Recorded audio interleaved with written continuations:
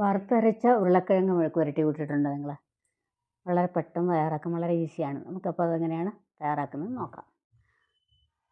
2 ഉരുളക്കിഴങ്ങ് എടുത്ത് വെച്ചിട്ടുണ്ട്. നമ്മുടെ ആവശ്യമനുസരിച്ച് അളവ് കൂട്ടുമൊക്കെ ചെയ്യാം. ഇനി അത് തൊലിയെല്ലാം കളഞ്ഞിട്ട് ഇതുപോലെ സ്ലൈസ് ചെയ്തെടുക്കാം. കനം കുറച്ച് അരിയണം.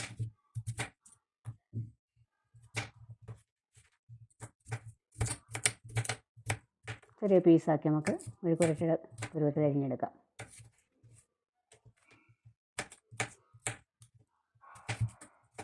നല്ലൊരു ടേസ്റ്റായത്. സാധാരണ നമ്മൾ വേവിച്ച് വെളിച്ചെണ്ണ മാത്രം ഒഴിക്കരുത്, വറുത്തരച്ച് ചേർക്കുന്നുള്ളത് എങ്ങനെയാണെന്ന് നമുക്ക് നോക്കാം.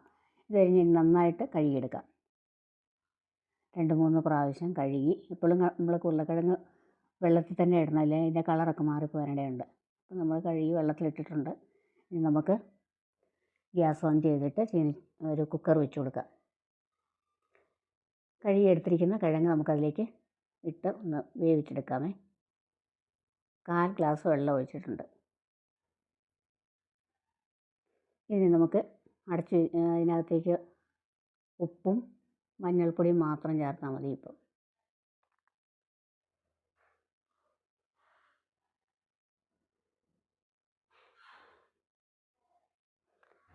അടച്ച് വെച്ച് വേവിച്ചെടുക്കാം. ഒരു വിസിൽ ആയി കഴിയുമ്പോൾ നമുക്കിത് ഓഫ് ചെയ്യാം. ഒരു വിസിലായി. നമുക്കിതിനെ ഒന്ന് തുറന്ന് നോക്കാം വെന്തിട്ടുണ്ടോയെന്ന്. അങ്ങനെ അങ്ങ് കുഴഞ്ഞു പോകത്തില്ല. ഒരു വിസിലൊക്കെ ആകുമ്പോഴത്തെ കറക്റ്റ് വെന്ത് കിട്ടും. കണ്ട, ഇതുപോലെ ആയാൽ മതി. വെന്തിട്ടുണ്ട്. ആ പാകത്തിൽ നമ്മൾ ഓഫ് ചെയ്ത്. കുറച്ച് വെള്ളമുണ്ട്, അതുകൊണ്ട് കുഴപ്പമില്ല. നമുക്ക് ആവശ്യം വരും. അത് എന്തിനാണെന്ന് നമുക്ക് നോക്കാം. ഇതൊന്ന് അരിച്ച് വെച്ചിട്ടുണ്ട്. ഇനിയും ഇതിനുള്ള ഒരു പൊടി തയ്യാറാക്കാനായിട്ട് ജീരകം, കടുക് 1/2 ടീസ്പൂൺ വീതം ജീരകവും കടുകും, ഒരു 3 മുളകും ചേർത്ത് നമുക്കിതൊന്ന് കടുകൊക്കെ പൊട്ടി വരും. ജീരകവും കടുകൊക്കെ പൊട്ടി വരുമ്പോൾ നമുക്കത് ഓഫ് ചെയ്യാം.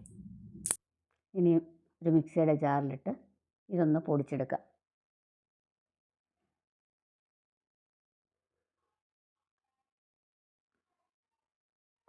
പൊടിച്ചതിന് ശേഷം അതിലേക്ക് ഒരു 1/2 കപ്പ് തേങ്ങ ചേർത്ത് കൊടുക്കുക. തേങ്ങയും ചേർത്ത് നമുക്കിതുപോലെ വെള്ളമില്ലാതെ പൊടിച്ചെടുക്കണം. ഇതാണ് ഇതിൻ്റെ പ്രധാന ടേസ്റ്റ് കൊടുക്കുന്ന വറുത്തരച്ച് മെഴുക്ക് പുരട്ടിക്ക്. ചീനച്ചട്ടി വെച്ചിട്ടുണ്ട്. അതിലേക്ക് എണ്ണയോ വെളിച്ചെണ്ണയോ നെയ്യോ ഏതാണെങ്കിലും നമുക്ക് 1 ടേബിൾ സ്പൂൺ ഒഴിച്ച് കൊടുത്തിട്ടുണ്ട്. 1/2 ടീസ്പൂൺ കടുക്,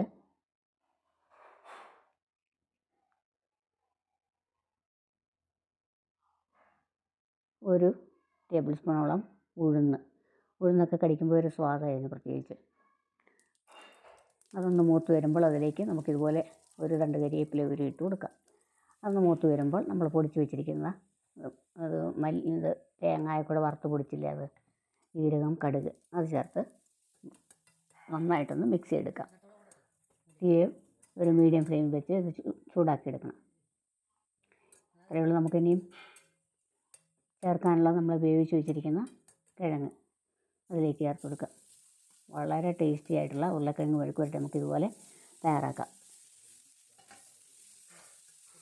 നന്നായിട്ട് മിക്സ് ചെയ്ത് തീ കുറച്ച് വെച്ച് ഒരല്പം ഇളക്കി എടുത്തു കഴിഞ്ഞാൽ നല്ല സൂപ്പർ മെഴുക്ക് പുരട്ടി തയ്യാറാക്കാം.